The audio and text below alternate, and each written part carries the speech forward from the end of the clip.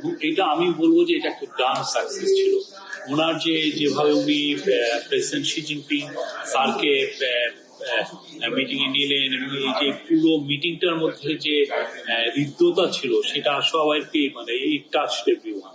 এতে বোঝা যায় যে তাকে প্রফেসর ইউনূসকে কতটা উঁচু স্তরের লিডার হিসেবে ওনারা দেখছেন, কতটা তার সাথে মানে বাংলাদেশের সাথে তারা কতটা ভালো সম্পর্ক করতে চান।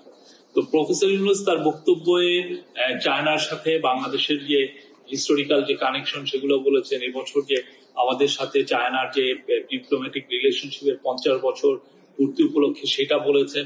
এবং চায়নার সাথে আমাদের যে সমস্ত ইস্যুগুলো আছে, যেগুলো বিষয়ে আমরা চায়না সত্যিকার অর্থে সাপোর্ট চাচ্ছি, সেই বিষয়গুলো উনি বলেছেন। এবং সবচেয়ে ইম্পর্টেন্ট যে জিনিস যে প্রত্যেকটা বিষয়ে চাইনিজ প্রেসিডেন্ট পজিটিভ কনসিডারেশনের কথা বলেছেন। উনি বলেছেন যে প্রফেসর ইউনূসকে এবং তার গভর্নমেন্টকে তারা ফুল সাপোর্ট দিচ্ছেন।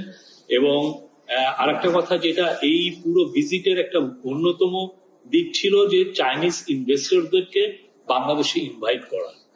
প্রফেসর ইউনূস এটা বলছিলেন, যেখানে আপনি গোয়া ফোরামে আপনি দেখেছেন যে কালকে উনি এটা বলেছেন, আজকে উনি এই কথাটা আবার বলেছেন মিটিং এ। এবং সেক্ষেত্রে প্রেসিডেন্ট শি জিনপিং বলেছেন যে উনারা এনকারেজ করবেন চাইনিজ ইনভেস্টররা যাতে বাংলাদেশে ইনভেস্ট করে। তারপরে ওয়াটার রিসোর্স ম্যানেজমেন্ট এর ব্যাপারে কোঅপারেশনের কথা এসছে, সেখানে তিস্তার বিষয়টাও এসছে, তিস্তার এই প্রকল্পের সাহায্যের কথাটাও এসছে। তো আমরা আশা করছি যে বাংলাদেশের সাথে চায়নার যে সম্পর্ক এটা সামনে আরো আমরা যে একটা নতুন স্কেলে যাবে, নতুন অধ্যায় সূচিত হবে। এবং আমরা মনে করি চাইনিজ ইনভেস্টররা যদি বাংলাদেশে বড় অর্থে প্রচুর ইনভেস্ট করেন, যেমন বাংলাদেশ কিন্তু 2016 সালের থেকে আমরা বলে আসছিলাম যে চাইনিজদের জন্য একটা প্রাইভেট ওদের জন্য একটা চাইনিজ ইকোনমিক জোন করা হবে, যেটা কাজ কিন্তু এগোয় নেই।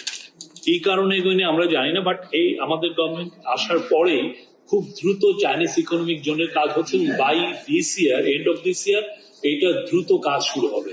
তো সব মিলে আমরা এটা আমি বলবো যে এটা খুবই একটা সাকসেসফুল একটা ট্যুর যেখানে। এবং শেষের দিকে চাইনিজ প্রেসিডেন্ট এইটাও বললেন যে উনি বাংলাদেশের আম এবং কাঁঠাল খেয়েছেন এবং উনি ওইটা প্রশংসা করলেন।